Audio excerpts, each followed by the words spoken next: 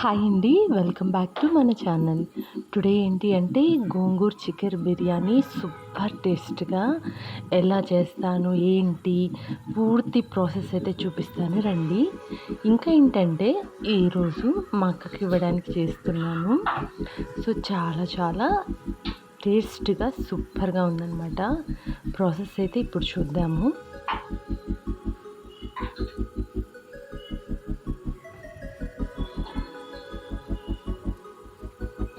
ఇలా ఉప్పు, కారం, పెరుగు, అలాగే గరం మసాలా, చికెన్ మసాలా ఇవన్నీ వేసి మ్యాగ్నేట్ చేసుకొని అల్లం పేస్ట్ కూడా వేసుకోవాలండి.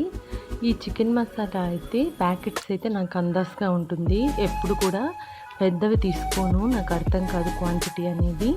సో మిరప్పొడి కానీ, ధనియాల పొడి కానీ, అలాగే పెరుగు కానీ, ఉప్పు కానీ, చికెన్ మసాలా కూడా కానీ ఇలా క్వాంటిటీ వైజ్ అనేది అందాజుగానే వేస్తాను, కానీ స్పూన్స్తో ఎప్పుడు నేను వేయలేను.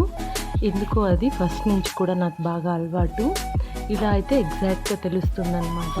పెరుగు కూడా ఒక చిన్న ప్యాకెట్ అయితే సరిపోతుంది 1 kgకి. 2 kgకి అయితే పెద్ద ప్యాకెట్లో 3/4% వేస్తాను.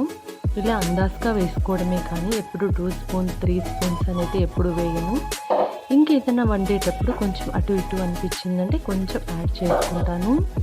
మోస్ట్లీ ఉప్పు అయితే కొంచెం తక్కువే వేసుకుంటాను. ఇప్పుడైతే అల్లం పేస్ట్ చేస్తున్నాను.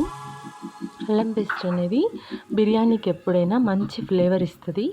అది మన ఇంట్లో ఆడించుకుంటే ఇంకా బాగుంటుంది.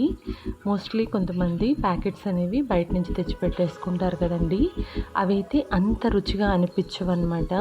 ఇలా మ్యాగ్నేట్ చేసుకొని ఒక 1/2 అవర్ దాకా పక్కన పెట్టేసేయాలి.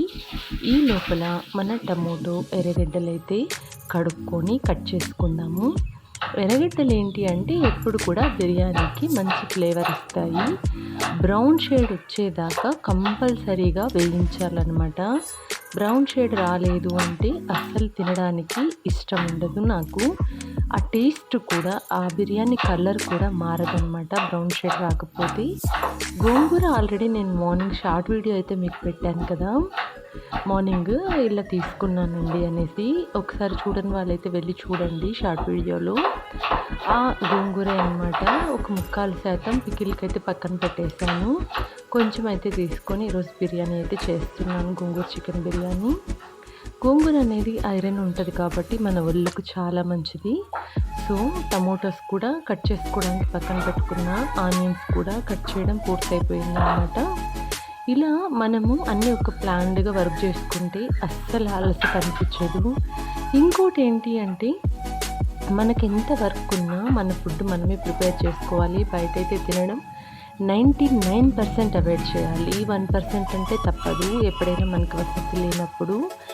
ఎందుకు ఇప్పుడు కొంతమంది నీరసం అలా అంటూ ఉంటారు. డైలీ మన ఇంట్లో ఫుడ్ తినడం వల్ల మనకి ఎనర్జీగా ఉంటుంది. మరుసటి రోజు మళ్ళీ మనం అంతే ఎనర్జీగా కుక్ చేసుకోగలము. ఇంట్లో పిల్లలు కూడా ఎంతో హెల్తీగా ఉంటారు, హస్బెండ్స్ కూడాను. మనం బయట ఫుడ్స్ తెచ్చుకోవడం వల్ల మనం తింటామే కానీ బాడీ అనేది చాలా వీక్గా ఉంటుంది. ఎందుకంటే వాళ్ళు ఎలా చేస్తారు ఏంటి మనకు అస్సలు తెలియదు. కాబట్టి 99% ఇంట్లోనే కుక్ చేసుకోవడం వల్ల హెల్తీగా ఉంటాము, చాలా ఎనర్జీగా ఉంటాము. ఇప్పుడైతే గోంగూర అయితే తీసుకొచ్చేసాను అన్నమాట. దీంతో పాటు మనకి పుదీనా, కొత్తిమీర కూడా కావాలి.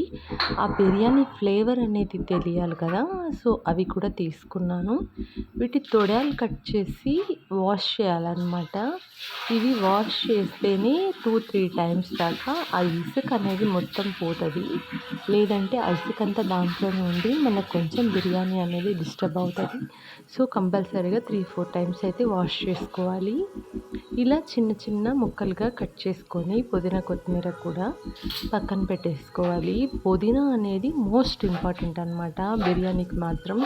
కొత్తిమీర ఒకవేళ లేదు అన్న అడ్జస్ట్ అవ్వచ్చేమో, కానీ పుదీనా పడలేదు బిర్యానీలో అంటే ఆ ఫ్లేవర్ అనేది రాదు.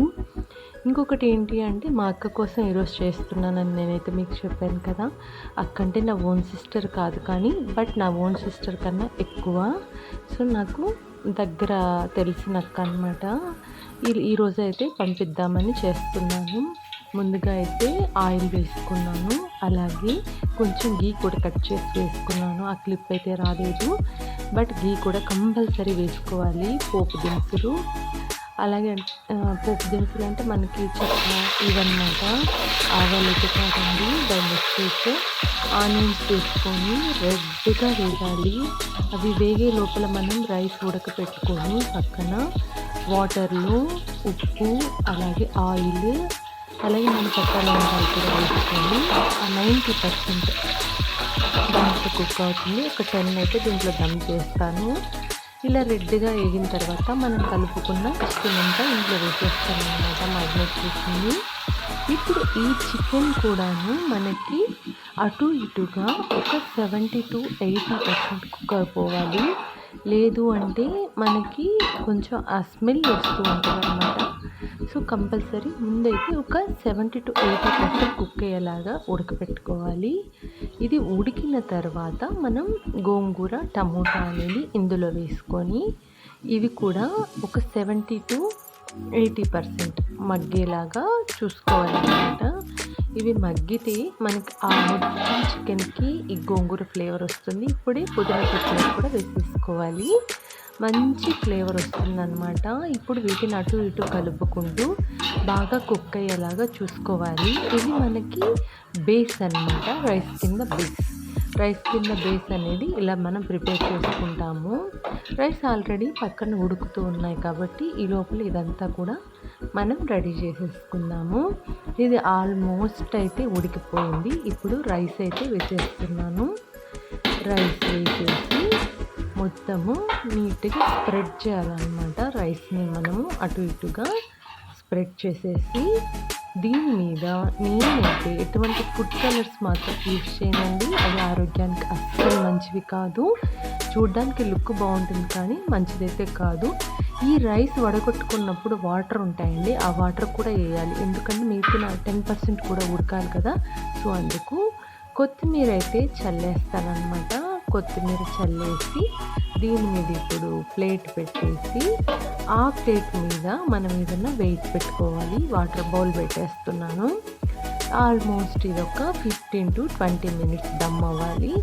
దమ్ అయిపోయిన తర్వాత మన బిర్యానీ అయితే రెడీ అయిపోయింది. ఇప్పుడు ఈ బిర్యానీని మనం సర్వ్ చేయాల్సిన సమయం అయితే వచ్చేసింది. ఎవరికైతే నేను ఇద్దామనుకుంటున్నానో ఆ అక్కకైతే ఇప్పుడు సర్వ్ చేసేసేయాల్సిన సమయం అయితే వచ్చేసిందనమాట. చూడండి, లేయర్స్గా ఒక మెతుక్కి అస్సలు సంబంధమే లేదు. ఇలా మనకి ప్రాపర్గా మనం కుక్ చేసుకునే విధానంలోనే ఉంటుంది. అలాగే ఫ్లేవర్ కూడా గోంగూర ఫ్లేవర్ కానీ చికెన్ ఫ్లేవర్ కానీ చాలా మంచిగా తగులుతూ ఉంటుంది. చాలా కమ్మగా కూడా ఉంటుంది. రొటీన్ చికెన్ బిర్యానీ ఎప్పుడు చేసుకునేది, ఇలా ట్రై చేసి చూడండి, చాలా పర్ఫెక్ట్గా ఉంటుంది. ఎప్పుడైతే బాక్స్ తీసుకొచ్చేసాను, ఇవంతా బాక్స్లో పెట్టేసి అక్కకు పంపించాలి. సో నేనైతే ఇప్పుడు సర్వ్ చేయడానికి మొత్తం ఆ బౌల్లోకి అయితే తీసేసుకున్నాను. ఆల్రెడీ ఈ బౌల్స్ తెచ్చి పెట్టాను, ఎప్పుడైనా ఇలా పంపించడానికి ఉంటాయి అనేసి. ఒక 3-4 అయితే రెడీగా ఎప్పుడు పెట్టుకొనే ఉంటాను. అంటే అటు మనకి ఇవైతే కొంచెం బాగుంటాయి అన్నమాట. అందుకనేసి ఇప్పుడైతే మొత్తం బౌల్లోకి అయితే డిష్ అవుట్ చేస్తున్నాను అన్నమాట.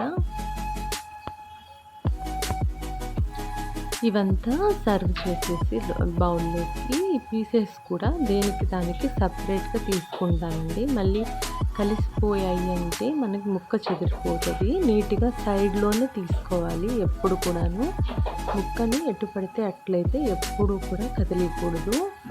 చాలా చాలా బాగా వచ్చింది. టేస్ట్ అయితే మాత్రం ఒక్కొక్క సండే ఒక్కొక్క వెరైటీ చేస్తూ ఉంటాను. రొటీన్గా తినాలి అన్నప్పుడు పిల్లలకు కూడా కొంచెం బోర్గా ఉంటుంది కదా, అందుకని అన్నమాట. సో ఇదైతే మొత్తం నీట్గా పెట్టేసానమాట. చూసారుగా. ఇప్పుడు దీంట్లోకి ఆనియన్స్ అయితే కావాలి. ఆనియన్స్ లేకపోతే అస్సలు బాగోదు. ఆనియన్స్ అయితే కట్ చేసేసాను. ఆనియన్స్ కూడా బాక్స్లో పెట్టి ప్యాక్ చేసేసాను అనమాట. ఇదైతే ఇప్పుడు పంపించాల్సిన సమయం అయితే వచ్చేసింది. పంపించేస్తున్నాను అనమాట. అంతా కూడాను బౌల్లోకి అయితే పెట్టేశాను. ఇప్పుడైతే పంపించాల్సిన సమయం వచ్చింది, పంపించేస్తున్నాను. మీకు ఈ వీడియో నచ్చినట్టయితే లైక్ చేయడం మర్చిపోవద్దు. బాయ్ అండి.